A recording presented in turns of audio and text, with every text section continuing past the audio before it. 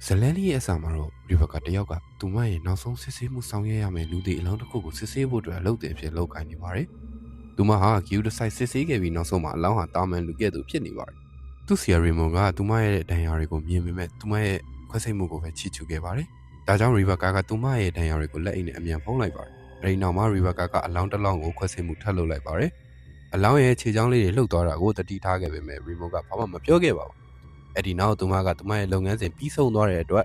အလောင်းတွေကိုဆေးရည်တွေထိုးသွင်းလိုက်ပါတယ်။ရေမွန်ကစမ်းသပ်မှုအောင်မြင်တယ်လို့ပြောလိုက်တဲ့အခါမှာတော့ရီဘကာကအလောင်းကိုရေခဲတိုက်နဲ့ပြန်ထည့်လိုက်ပါတော့တယ်။ပြန်လာတဲ့လမ်းမှာမီးတွေမိတ်တုံဖြစ်နေပေမဲ့သူမကတော့ရက်တန့်သွားပေမဲ့ဘာမှမဖြစ်သလိုရှစ်ဆက်လာခဲ့ပါတယ်။သူမရဲ့ခွဲစိတ်ခန်းကိုတန်ရှင်းလုပ်ပြီးတဲ့နောက်မှာပစ္စည်းတွေယူဖို့ကမြေအောက်ခန်းကိုဆင်းခဲ့ပါတယ်။ဒါပေမဲ့မြေအောက်ခန်းကအလုံးမောင်တော့ကြောင့်ရှစ်ဆက်သွားဖို့ကြောက်ရွံ့နေခဲ့ပါတယ်။ရုတ်တရက်အမောင်ထဲမှာတခုခုလှုပ်ရှားနေတာကြောင့်သူမကလည်းထိတ်လန့်သွားခဲ့ရပါတယ်။ဒါပေမဲ့အဲ့ဒီအရာကရေမွန်ဖြစ်နေခဲ့ပြီးတော့အောက်ထပ်ကိုနောက်ဆိုဆင်းမလာဘူးပစ္စည်းတွေကိုလည်းဘီရိုထဲကပဲယူဖို့သာမှားလိုက်ပါတယ်။ရီဘကာတယောက်ထွက်သွားတဲ့အခါမှာရေမွန်ကမြေအောက်အခန်းတကားထဲမှာလှုပ်ရှားနေတဲ့သူတော်ကိုကြည့်ပြီးတကားတော့ကိုခတ်လိုက်ပါတယ်။ရုံးခန်းထဲမှာရေမွန်ကရီဘကာတယောက်အချိန်ပြည့်ဝန်ထမ်းအဖြစ်ယာရုတိုးပြီလို့ပြောပြီးရက်တောက်ဖို့ပြောပေမဲ့သူမကအရက်မတောက်တဲ့အကြောင်းကိုပဲပြန်ပြောလိုက်ပါတယ်။အခုတော့သူကရေမွန်စိတ်ချရပြီဖြစ်တဲ့အတွက်ကြောင့်မို့လို့ခွဲစိတ်မှုအားလုံးကိုတာဝန်ယူရမှာပါ။ရေမွန်ကတော့စီးပွားရေးအပိုင်းကိုအားစိုက်ဖို့ဆုံးဖြတ်ခဲ့ပါတယ်။ရီဘကာကနေဆိုင်ကိုတာဝန်ယူပြီးရေမွန်ကညဆိုင်ကိုတာဝန်ယူမယ်လို့ပြောခဲ့ပါတယ်။သူမကညဆိုင်စစ်မှုအဆင်ပြေတယ်လို့ပြောပေမဲ့လည်းရေမွန်ကဒေါသကြီးနဲ့ညှင်းဆိုလိုက်ပါတယ်။ရီဘကာထွက်သွားတဲ့အခါမှာရေမွန်တယောက်အောက်ထပ်ကိုပြန်သွားပြီးဒါမျိုးထပ်ပစ်ပြန်ပြီလို့ပြောလိုက်ပါတယ်။အရောက်တော့ရီဘကာကတော့တွေကိုစပွဲပေါ်တင်လိုက်ပြီးအဝတ်လေးကိုခန်းထဲကိုသွားခဲ့ပါတယ်။သူမပြန်ထွက်လာတဲ့အခါမှာတော့တွေပျောက်နေတာကိုတတိထားမိပြီးအံ့အားသင့်သွားခဲ့ပါတယ်။ဒါပေမဲ့သူမရဲ့မှတ်စုစာအုပ်ပေါ်ကထူးခြားတဲ့သင်္ကေတတစ်ခုကိုတော့တတိမထားမိခဲ့ပါဘူး။ကံကောင်းခြင်းတော့တခြားခုံပေါ်မှာတော့ကိုပြန်တွေ့ခဲ့ပြီးသူမရဲ့အပတ်စဉ်ကူညီမှုအစည်းအဝေးကိုတွားခဲ့ပါတယ်။သူမကလူတွေကိုဒီနေ့ဟာသူမရဲ့အရက်ဖြတ်တာတစ်နှစ်ပြည့်တဲ့နေ့ဖြစ်ခဲ့ပြီးတော့ဆွဲလန်းမှုနဲ့ဆက်ဆက်တဲ့အရှက်တရားနဲ့နာကျင်မှုတွေကိုရင်ဆိုင်ဖြေရှင်းရတာဘယ်လောက်ခက်ခဲကြောင်းကိုမျှဝေခဲ့ပါတယ်။သူကအားလုံးကိုကျေးဇူးတင်ကြောင်းပြောလိုက်တဲ့အခါမှာသူမရဲ့အားပေးပေါ်ဖြစ်တဲ့ကယ်လီကဂုဏ်သိတယ်လို့ပြောလိုက်ပါတယ်။သူမနေရာကိုပြန်သွားနေတော့သူမနာမည်ကိုတီတိုးခေါ်နေတဲ့ကြောက်စရာကောင်းတဲ့သူတစ်ယောက်ကိုတွေ့လိုက်ရပါတယ်။အစည်းအဝေးပြီးတဲ့အခါမှာရီဘကာတယောက်စိတ်တန်ရာတွေကိုရင်ဆိုင်နေနဲ့ကားထဲမှာပဲနေထိုင်ခဲ့ပါတယ်။သူမအားမှောင်မိုက်တဲ့နေရာကိုကားမောင်းသွားပြီးစီးဝယ်ကိုစူးစမ်းခဲ့ပေမဲ့စိတ်ကိုပြန်လဲထိတ်ချုပ်ကအဲ့ဒီနေရာကနေထွက်ခွာလာခဲ့ပါတယ်။သူမကားမောင်းနေတော့ရီမွန်ကရင်ခွဲရုံကိုလာဖို့ဖုံးဆက်လန်းခေါ်ခဲ့ပါတယ်။အစီအစဉ်ပြောင်းလိုက်ရတဲ့အတွက်တောင်းပန်ခဲ့ပေမဲ့မြို့နယ်ရေခဲတိုက်ကအလောင်းတွေရုတ်တရက်လွှဲပြောင်းလက်ခံထားကြောင်းပြောလိုက်ပါတယ်။ခဏအကြာမှာတော့ရီဘကာတယောက်ရင်ခွဲရုံကိုရောက်လာခဲ့ပါတယ်။အလောင်းတွေကိုစီထိုးသိမ်းုံသာမကမိတကြိုဖို့လေရီမွန်ကစားရဲအနေနဲ့မှားခဲ့ပါတယ်။တချင်းကိုကြဲကြဲဖွင့်ပြီးတော့ရီဘကာတယောက်ပထမအလောင်းကိုကင်တွယ်ပါတော့တယ်။အလောင်းရဲ့လက်ဆက်တဲ့ဒဏ်ရာတွေကိုတတိထားမိရင်သူကအလောင်းကိုစကားပြောနေပါတယ်။စီထိုးထိမ့်သိမ့်ပြီးတဲ့အခါမှာတော့ရီဘကာကတချင်းကိုပိတ်လိုက်ပြီးစားရဲတွေကိုဖြည့်ပါတော့တယ်။အလောင်းကကောင်းလှည့်လာပြီးမျက်လုံးပွင့်လာတာကိုရောဖိုင်မော်မှာပေါ်လာတဲ့တင်ဂီတာကိုသူမတတိမထားမိခဲ့တာပါ။အဲဒီနောက်သူမကအချက်လက်တွေကိုစနစ်တည်းထည့်ပြီးတဲ့အခါမှာတော့အလောင်းကိုမီးဖို့ရဲထည့်လိုက်ပါတော့တယ်။ရီဘကာတယောက် brain box ကနေအပြင်ကိုလှမ်းကြည့်လိုက်တဲ့အခါမှာသူမရဲ့ကားတကာပွင့်နေတာကိုမြင်မြင်အော်သွားခဲ့ပါတယ်။ဒါကြောင့်သူမကအပြင်ကိုထွက်သွားလိုက်ပြီးကားတကာကိုအမြန်ပိတ်လိုက်ပါတယ်။အဲဒီနောက်မှာသူမကရင်ခွဲရုံကိုပြန်လာပြီးပစ္စည်းတွေရှာဖို့စင်မော်ကိုသွားနေတော့မှကောင်းမှုလာပြန်ပါတယ်။သူမကခေါင်းကိုကင်နေတော့တီးတိုးပြောတဲ့ကြားရပါတယ်။နောက်ဆုံးမှသူမတတိဝင်လာတဲ့အခါမှာခုံတစ်ခုံမှထိုင်နေပေမဲ့ဒီနေရာကိုဘလို့ရောက်လာမှတတိမထားမိခဲ့ပါဘူး။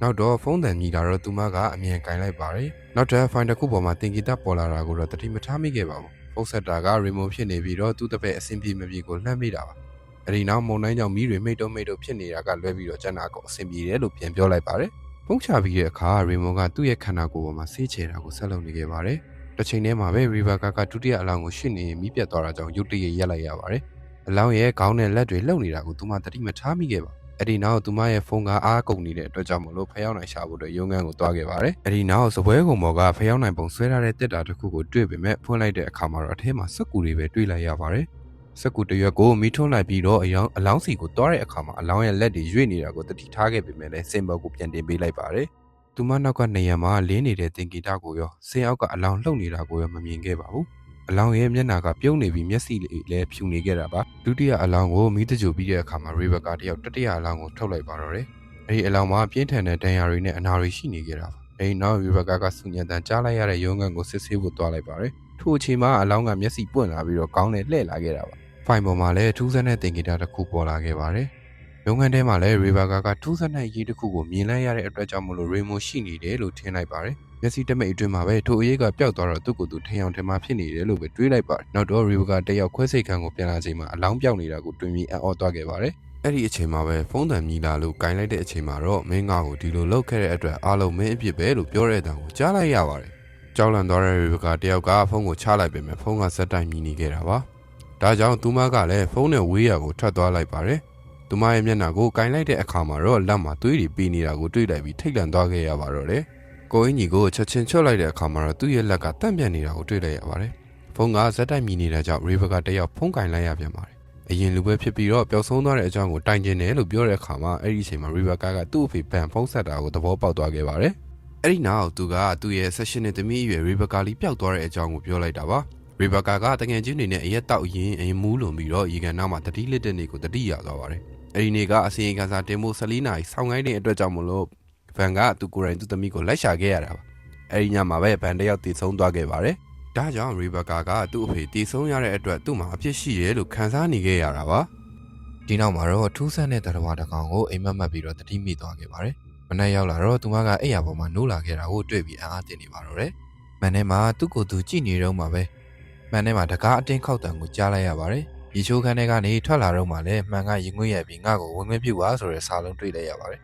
ဒါကြောင့်ရီဘကာကတကားကိုဖွင့်လိုက်တဲ့အခါမှာကယ်လီကိုတွေ့လိုက်ရပါတော့တယ်အဲဒီနောက်ကယ်လီကသူမဆေးပြန်တုံးတဲ့အတွက်သူမကိုစူပူလိုက်ပါတော့တယ်ရီဘကာကအိမ်ကိုဘယ်လိုပြန်လာရမှန်းလည်းမသိဘသူ့ကိုအကူအညီတောင်းခဲ့မှန်းလည်းမမှတ်မိခဲ့ပါဘူးသူကစီးမတုံးတာကြောင့်အချိန်ကြီးပြောဆိုပေမဲ့ကယ်လီကမယုံခဲ့ပါဘူးဒါကြောင့်ရီဘကာတယောက်ကစိတ်ပြတ်သွားတော့တယ်ကယ်လီကသူ့ကိုနှစ်သိပ်ဖို့ဖတ်လိုက်တဲ့အခါမှာရီဘကာကသူ့ကိုတင်းတင်းကြပ်ကြပ်ဖတ်လိုက်ပါတယ်ဒါကြောင့်ကယ်လီကတွန်းဖယ်လိုက်တဲ့အခါမှာရီဘကာရဲ့မျက်လုံးတွေကအဝါရောင်ပြောင်းနေတာကြောင့်ထွက်ပြေးဖို့ကြိုးစားပါတော့တယ်ရီဘကာကသူမကိုဖမ်းလိုက်ပြီးကြမ်းမြင်ပေါ်ကိုပစ်ချလိုက်ပါတယ်အဲဒီနောက်ကယ်လီရဲ့လက်ချောင်းကိုတော့ဖျက်လိုက်ပါသေးတယ်ဒါနဲ့ရီဘကာတယောက်အားမရသေးပဲပလင်းဖွင့်တဲ့ကယ်လီရဲ့နားကိုထိုးတက်လိုက်ပါတယ်နောက်ပိုင်းမှာရီဘကာတယောက်တတိပြန်ဝင်လာပြီးသူမလှုပ်ထားတဲ့အရာတွေကိုကြောက်လန့်ပြီးသွေးတွေကိုစီးကြောကရီမုန်ကိုဖုံးဆက်လိုက်ပါတယ်ရီမုန်ကလည်းသူမကိုရင်ခွဲရုံချက်ချင်းပြန်လာခိုင်းပါတယ်ရီဘကာတယောက်ကမလာခြင်းတဲ့အကြောင်းကိုပြောတော့ရီမွန်ကသူမကြုံနေရတာတွေကိုသူသိတယ်လို့ပြောပြီးတော့တွေ့ရင်ရှင်းပြမယ်လို့လည်းဂရုပေးလိုက်ပါတယ်။ဒါကြောင့်ရီဘကာတယောက်ကရီမွန်သိတာကိုဘာမှမလုပ်နိုင်ပဲရှိတဲ့အတွက်ကြောင့်မို့လို့စိတ်ရှုပ်နေတော့မှကယ်လီကထလာပြီးနားရဲထိုးခံနာရတဲ့ပလင်းဖွန်တန်ကိုထုတ်လိုက်ပါတယ်။ရီဘကာတယောက်သူမကိုမြင်ပြီးချက်ချင်းထွက်ပြေးခဲ့ပေမဲ့လည်းတကားနားမှာကယ်လီကိုတွေ့လိုက်ရပါတယ်။တကယ်တော့သူမကြုံတွေ့နေရတဲ့အဖြစ်အပျက်တွေကစိတ်ကစင့်ကလျာဖြစ်နေခဲ့တာပါ။ကယ်လီရဲ့စိုးရိမ်မှုကိုလစ်လျူရှုပြီးရီဘကာတယောက်ကကားပေါ်တက်ကရင်ခွဲရုံစီကိုကားမောင်းသွားပါတယ်။ရီမွန်ကနဆိုးဒါမှမဟုတ်မကောင်းဆိုးရတွေကလူသေးကောင်တွေရဲ့အထဲမှာနေထိုင်ပြီးဝင်ပူးလို့ရမယ့်လူကိုရှာတက်ကြောင်းရှင်းပြလိုက်ပါတယ်။နဆိုးတကောင်ကရီဘကာကိုရွေးချယ်လိုက်ပြီးဝင်ပူးနိုင်အောင်အားနေသွားစေဖို့သူမရဲ့မှောင်မိုက်တဲ့လှုပ်ဝက်ချက်တွေဝမ်းနည်းပဲအမှတ်တရတွေကိုအသုံးချနေကြတာပါ။ရီမွန်ကဒီအကြောင်းတွေကိုနှစ်ပေါင်းများစွာလေ့လာခဲ့တဲ့အတွက်မိနစ်အပိုင်းတွင်းမှာပဲအတက်နိုင်ဆုံးသင်ပေးနိုင်မှုစူးစမ်းနေပါတယ်။နဆိုးရဲ့နာမည်ကိုဖော်ထုတ်ဖို့သုံးရမယ့်သင်္ကေတပါတဲ့လင်မန်းတစ်ခုကိုလည်းပြလိုက်ပါတယ်။ရီဘကာကသူမနောက်လိုက်နေတဲ့ဝိညာဉ်နာမည်ကိုရှာဖွေပြီးသက်ဆိုင်ရာအမှတ်အသားကိုမိရှုကငရဲစီပြန်ပို့ရမှာပဲဖြစ်ပါတယ်။အဲဒီနောက်ရီမွန်ရှင်းပြနေတော့မှပဲရီဘကာကိုဝင်ပူးကသူ့ကိုစော်ကားတယ်ဆိုပြီးတော့ဇပွဲပေါ်ကိုပြချလိုက်ပါတယ်။သူမကမီးထိုးတဲ့အချုံကိုကင်ပြီးတော့အနားကိုကတ်လာခဲ့ပေမဲ့ရီမွန်ကသူ့ရဲ့ရင်ဘတ်ပေါ်ကအကာအကွယ်သင်္ကေတပါတဲ့တတူကိုဖွင့်ပြလိုက်ပါတယ်။အဲဒီနောက်ရုံးခန်းကနေထွက်ပြေးသွားပြီးနဆိုးဖမ်းမမိခင်မှာပဲတကားကိုပိတ်လိုက်ပါတယ်။ရီဘကာကပုံမှန်ဖြစ်သွားတဲ့အခါမှာတကားဖွင့်ပေးဖို့တောင်းဆိုခဲ့ပေမဲ့သူကတောင်းပန်ပြီးတော့ထွက်သွားခဲ့ပါတယ်။ထိမ့်သိမ့်ခန်းထဲမှာနတ်ဆိုးပေါ်လာတာကြောင့်ရီဘကာကထွက်ပြေးဖို့ဘရင်းဘောက်ကိုလိုက်ရှာခဲ့ပေမဲ့လည်းမတွေ့ခဲ့ပါဘူး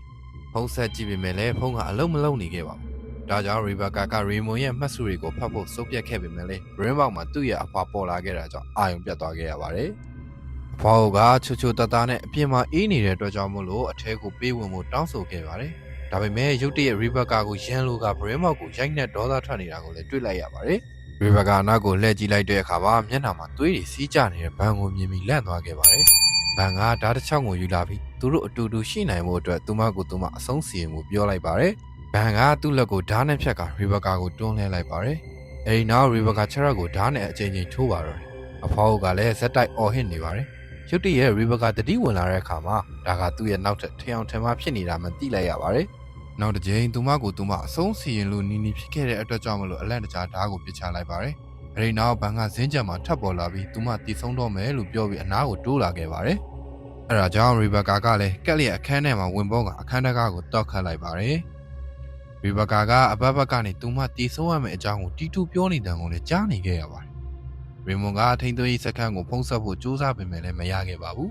။ နောက်တစ်ခါမှာတော့ Rebecca က brain box ကနေကြီးလိုက်တဲ့အခါမှာဗန်ပြောက်သွားတာကိုသတိထားမိခဲ့ပါတယ်။ပြောင်းနေတဲ့အလောင်းကလည်းပြန်ရောက်လာနေတာကိုသူမတွေ့လိုက်ရပါတယ်။ဒါကြောင့်သူမကတိတ်တဆိတ်နဲ့ပဲထိမ့်သိမ်းရေးခန်းကိုပြန်ဝင်ပြီးပစ္စည်းတွေကိုယူကတန်ရာကိုချုပ်လိုက်ပါတယ်။အဲ့ဒီအချိန်မှာအလောင်းကထထပြီး Rebecca လှမ်းကြည့်လိုက်တဲ့အချိန်မှာအလောင်းကပြန်လန်းသွားခဲ့ပါတယ်။တန်ရာကိုချုပ်ပြီးတဲ့အခါမှာတော့ခွဲပါလို့ပြောတဲ့အတန်ကိုကြားလိုက်ရပါတယ်။ဒါကြောင့်သူမကဓာတ်ကိုကင်ကအလောင်းသားကိုကတ်လာပါတယ်။အလောင်းကလည်းပြန်နှုတ်ထလာပြီးသူမလက်ထဲကဓာတ်ကိုလုပါတော့တယ်။ဒီလိုနဲ့ယုံရင်းကန်ရင်းနဲ့ပဲ Rebecca ကအချုံငိုယူကအလောင်းရဲ့လေပင်ကိုထိုးနိုင်ခဲ့ပါတယ်။ဒါပေမဲ့နတ်ဆိုးကအလွန်အားကောင်းနေတဲ့အခါမှာတော့အလွယ်တကူပြန်ဆွဲထုတ်နိုင်ခဲ့ပါတယ်။ဒါကြောင့် Rebecca ကလည်းဝါယာကြိုးတစ်ချောင်းကိုယူလိုက်ပြီးတော့အလောင်းရည်နေတဲ့အချိန်မှာပဲချီနှောင်လိုက်ပါတယ်။အဲ့နောက်က Rebecca ကဖုန်းကိုကောက်ကင်လိုက်ပြီးတော့ Raymond ကိုပါဆက်လို့ရမလဲလို့မေးပါတယ်။ Rebecca တယောက်သူမရဲ့လက်ကတွေ့ရတဲ့နတ်ဆိုးပူးနေတဲ့အလောင်းကိုတုပ်လိုက်ပြီးမိသကြိုဆက်ထဲကိုထည့်လိုက်ပါတော့တယ်။ကံမကောင်းခြင်းတော့အဲ့ဒါကအလုံးမဖြစ်ပဲနဲ့မိသကြိုဆက်ကထပေါက်ပွဲက Rebecca တယောက်လည်းလွင့်ထွက်သွားပါတော့တယ်။နောက်တစ်ခါမှာတော့နောက်ကျောင်းပြန်ခဲ့ပါပြီ။ဆယ်ကျော်တဲ့ Rebecca တယောက်ဆေးရုံကလေးပေါ်မှာချီနှောင်ခြင်းခံရရပါတယ်။မိန်းကလေးကလည်းအဲ့ဒီလူကြီးအဖြစ်သို့ပြောင်းလဲသွားပါတယ်။ Rebecca နိုးလာတော့မိသကြိုဆက်ထဲမှာရှိနေတာကိုတွေ့လိုက်ရပါတယ်။ဒါတွေအကုန်လုံးကမဟုတ်ဘူးလို့သူမထက်ခါပြောနေတော့မှပဲသူမအခန်းတစ်ခန်းထဲကိုရောက်သွားခဲ့ပါတယ်။ဒါကြောင့် Rebecca က Raymond ကိုဖုန်းဆက်ကသူ့ရဲ့နီးလန်းတွေကအလုံးမဖြစ်ကြောင်းပြောလိုက်ပါတယ်။ဒါပေမဲ့ Raymond ကသူမကိုဖုန်းဆက်မပြောခဲ့ကြောင်းပြောလိုက်ပါတယ်။တကယ်တော့အဲ့ဒါကနတ်ဆိုရဲ့လှည့်ကွက်ဖြစ်နေကြတာပါ။ Raymond ကအောက်မှာမှတ်စုစာအုပ်တွေကိုရှာဖို့ပြောပေမဲ့ Raymond အတန်ကခက်ထန်ကြမ်းတမ်းတဲ့အတန်ဖြစ်သူပြောင်းသွားခဲ့ပါတယ်။နတ်ဆိုကတော့တကားနောက်ကနေစောင့်ကြည့်နေခဲ့တာပါ။ Rebecca တယောက်သူ့အဖေကိုကဲဖို့ပြောနေတဲ့နတ်ဆိုအတန်ကိုလည်းကြားလိုက်ရပါတယ်။ Rebecca တယောက်မြေအောက်ခန်းကိုဆင်းတဲ့အခါမှာတိတ်ခွေတွေထားတဲ့အခန်းထဲမှာတောက်ခတ်ထားတဲ့အခန်းငယ်လေးတစ်ခုကိုတွေ့လိုက်ရပါတယ်။တစ်ခုခုရွှေရှားတန်ကြားနေလို့ထိတ်လန့်သွားပေမဲ့တစ်တာငယ်တစ်ခုပြုတ်ကျနေတဲ့အတန်ပဲဖြစ်ပါတယ်။စင်မော်ကပစ္စည်းတွေပြုတ်ကျလာတဲ့အခါမှာတော့ Rebecca တယောက်ရုံးခန်းကိုထွက်ပြေးသွားပါတယ်။တိတ်ခွေကိုဖွင့်လိုက်တဲ့အခါမှာတော့ Raymond စီကလိုအပ်တဲ့ညွှန်ကြားချက်တွေရရှိခဲ့ပါတယ်။သူမကမှန်ကန်တဲ့သင်္ကေတကိုရှာဖွေဖို့စက်ကူပြားတစ်ခုကိုလည်းမိရှုအောင်မှာဖြစ်ပါတယ်။ဘန်ဘော်ကသင်္ကေတကိုရွေးချယ်ပြီးနတ်ဆိုးဝင်ပူးနေတဲ့အလောင်းပေါ်ကိုတင်ကမင်းသိန်းကြိုရမှာပဲဖြစ်ပါတယ်။သူ့ရဲ့သွေးကိုလည်းအလောင်းနဲ့ထိုးထည့်ပြီးချိတ်ဆက်ရမှာဖြစ်ပါတယ်။မဟုတ်ရင်တော့အလောင်းကမီးမလောင်ပဲလွတ်မြောက်သွားမှာဖြစ်ပါတယ်။ဒီလိုထွက်မဖြစ်အောင်လဲသွေးကိုတင်စီထားနိုင်ပါတယ်။တရုပ်ပြမှုတစ်ခုအနေနဲ့ Berry လို့ခေါ်တဲ့နတ်ဆိုးဝင်ပူးနေတဲ့အလောင်းရဲ့လက်ကိုဖြတ်ပြလိုက်ပါတယ်။ဒါပေမဲ့ Rebecca က Raymond ရဲ့နောက်ဆုံးမှတ်စုကိုဖတ်ပြီးတဲ့အခါမှာတော့စက်ကူပြားတစ်ခုကိုမြည်ညှိလိုက်ပါတယ်။အခန်းတစ်ဝိုင်းရှောက်သွားနေရင်လည်းနေရာမှာသင်္ကေတတစ်ခုကိုတွေ့လိုက်ရပါတယ်။သူမကအဲ့ဒီသင်္ကေတကိုဘန်းပေါ်မှာတင်လိုက်ပြီးကျန်တာတွေကိုလည်းဆက်ရှာပါတယ်။မကြာခင်မှာပဲဘန်ကပြန်ပေါ်လာခဲ့ပြီးချိုမိန်တဲ့စကားတွေနဲ့လှည့်စားကသူမကိုလေပင်းညစ်ပါတော့တယ်။ဘန်ကရီလိုက်တဲ့အခါမှာ Rebecca ကလည်းသတိပြန်ဝင်လာပါတယ်။အဲ့ဒီနောက်သူမကအောက်ထပ်ကလှုပ်ဝက်ခန်းတကားကိုဖွင့်လိုက်ပါတယ်။သူမကနေရံမှာအပေါက်တစ်ပေါက်ကိုတွေ့ပြီး Raymond ကလည်း Valerie ကိုနှိပ်စက်နေတာတွေ့လိုက်ရပါတယ်။ Valerie ကအကူကြီးတောင်းနေပေမဲ့လည်း Raymond ကသူမက Valerie အစ်စ်မဟုတ်ဘူးလို့ပြောလိုက်ပါတယ်။ Rebecca တယောက်လှည့်ကြည့်လိုက်တဲ့အခါမှာတော့အခေါင်းတလားနဲ့ရောက်နေပါတယ်။ဒါကြောင့်သူမကအဖုံးကိုဖွင့်ပြီးထပ်လာခဲ့ပါတယ်။နောက်ထပ်စက်ကူပြားကိုမြင်းညှိလိုက်တဲ့အခါမှာတော့သင်္ကေတနောက်တစ်ခုကိုတွေ့လိုက်ရပါတယ်။အပေါ်ဓာတ်ကိုပြန်တက်လာတဲ့အခါမှာတော့နတ်ဆိုးကအရေးထဲကနေသူမကိုစောင့်ကြည့်နေခဲ့ပါတယ်။ဒါကြောင့်သူမကပစ္စည်းတင်တဲ့ဘီရိုကနေတတရသင်္ကေတတစ်ခုကိုရလိုက်ပြီးဒီချိုးခန်းထဲမှာလည်းသင်္ကေတနောက်တစ်ခုကိုတွေ့လိုက်ပါတယ်။ရုတ်တရက်တကားကလော့ကျလာပြီးအခန်းထဲကိုရေတွေဝင်လာပါတယ်။သူမကစိတ်ပြက်လက်ပြက်နဲ့အင်သာပူတက်ဖို့ကြိုးစားပေမဲ့လည်းချော်ကြကအင်သာကတ်နဲ့ခေါင်းနဲ့ရိုက်မိတာတတိမေ့သွားပါတယ်။နောက်ထပ်အတိတ်ကိုပြန်ပြတဲ့အခါမှာတော့ဘန်ကဆယ်ကျော်တဲ့ Rebecca ကိုရေကန်ပေးမှတွေ့ခဲ့တာပါ။သူကအော်ဟစ်အကူကြီးတောင်းပေမဲ့လည်းဘယ်သူမှရောက်မလာခဲ့ပါဘူး။ဒါကြောင့်သူဆရာဝန်ရှာဖို့တွားနေတဲ့အချိန်မှာစောင့်နေဖို့ပြောလိုက်ပါတယ်။ကံမကောင်းကျင်တော့ဘန်ကချော်လဲပြီးကြောက်တုံးနဲ့ခေါင်းနဲ့ရိုက်မိကတေဆုံးသွားခဲ့တာပါ။အခုတော့ Rebecca ကရေချိုးခန်းထဲမှာပဲပြန်လဲနိုးထလာခဲ့ပါတယ်။အခန်းကပုံမှန်တိုင်းပြန်ဖြစ်သွားခဲ့ပါပြီ။သူမကရုံငင်းနဲ့ပြန်သွားပြီးသင်္ကေတ၄ခုလုံးကိုလည်းဘန်းပေါ်မှာတင်နိုင်ခဲ့ပါပြီ။ဘန်းအလယ်မှာတော့တောက်ပလာခဲ့ပြီးတော့သူမကလည်းအတန်တစ်ခုကိုစက်တိုက်ကြားနေခဲ့ရပါတယ်။အဲဒါကြောင့်အခေါင်းထဲက